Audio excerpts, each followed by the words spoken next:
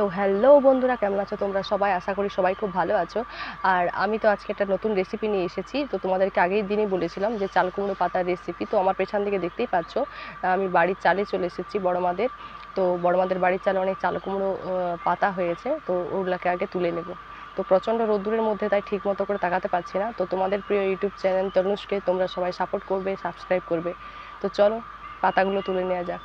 চলো বন্ধুরা, আগে পাতাগুলো তুলে নিই। দেখতে পাচ্ছ কত পাতা হয়ে আছে বাড়ির চালে। চলো চাল কুমড়ো পাতাগুলোকে তুলে নিই।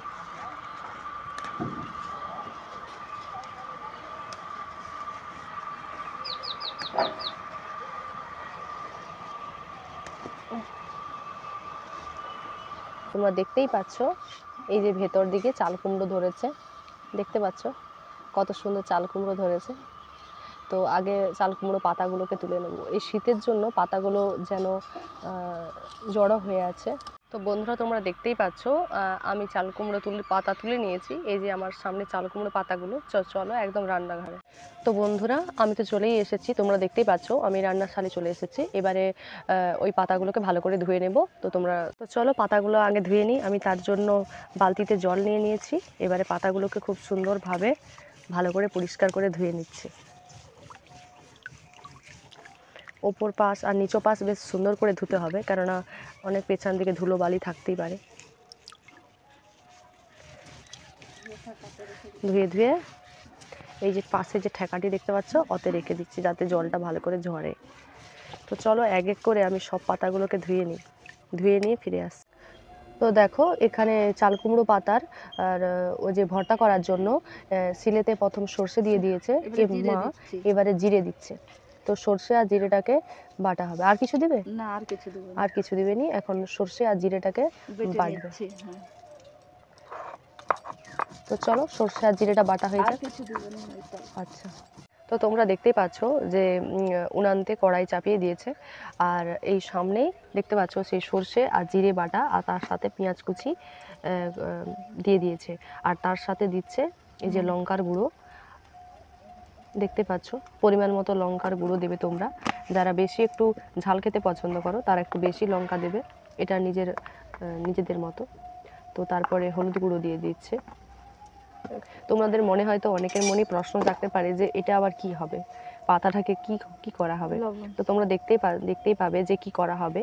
তো এখন লবণ দেওয়া হচ্ছে পরিমাণ মতো। ঠিক আছে, এবারে মাখানো হচ্ছে। চলো ওটাকে আগে মাখিয়ে নেওয়া হোক, মাখানো যাক। আমার মা মাখিয়ে। দেখতেই পাচ্ছ যে মশলাটা মাখানো হয়েছিল, ওই যে সর্ষে জিরে লঙ্কা গুঁড়ি হলুদ গুঁড়ি আর নুন, ওটা হচ্ছে তোমার ওটাকে দিয়ে ওর মধ্যে কি হচ্ছে না, এই পাতাটার মধ্যে দিয়ে ওই পাতাটার মধ্যে ওই পাতাটাকে ওর ভেতরে দিয়ে দিয়েছো। তো ওর ভেতরে দিয়ে এরকম করে দিয়ে দিচ্ছে। আর কড়াই তো পুরো প্রচুর পরিমাণে উনানটা জ্বলে গিয়েছিল, সেজন্যই পুরো লাল হয়ে গেছে। তো প্রত্যেকটা এরকম পাতায় পাতায় ভরে আর পাতাগুলোকে এরকমভাবে ছেড়ে দেওয়া হচ্ছে। এটা খেতে খুবই সুন্দর লাগে, আমার খুব ভালো লাগে, আমার এটা ফেভারিট। তো তোমরাও করে দেখবে, খুবই সুন্দর লাগবে। এরকম দিবা দিয়ে মুড়ে দিয়ে মুড়ে এইরকম তিনটা করেই হয়। আচ্ছা, তিনটা করেই। তো দেখো মশলাটা মাখানোর পর এরকম হয়ে গেছে, ঠিক আছে। একবার দিয়েছে কড়াইতে, দেখতে পাচ্ছ। তো আর বাকিগুলো এখন দিতে বাকি আছে, এই যে পাতাগুলো আর এই যে মশলাটা।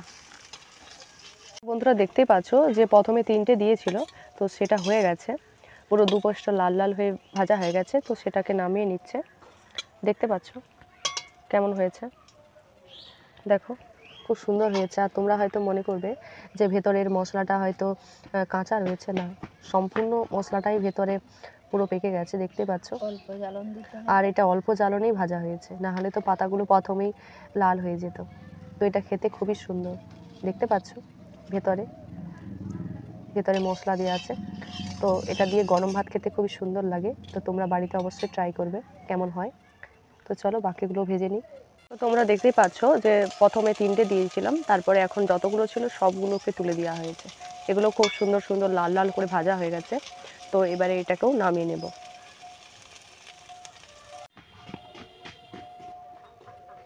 এবং যারা এই মুহূর্তে আমার ভিডিওটা দেখছেন তাদেরকে বলি আপনারা নিত্য নতুন এরকম ভিডিও পেতে আমার এই চ্যানেলটিকে সাবস্ক্রাইব করে রাখবেন। আমি প্রতিদিনই নিয়মিত কোনো না কোনো রেসিপি। তো বন্ধুরা, আজকের এই রেসিপিটা তোমাদের সকলকে কেমন লাগলো অবশ্যই কমেন্ট করে জানাবে। আর আমার সকল ইউটিউব ফ্যামিলিকে জানাই অসংখ্য অসংখ্য ধন্যবাদ আমার এই ভিডিওটা শেষ পর্যন্ত দেখার জন্য।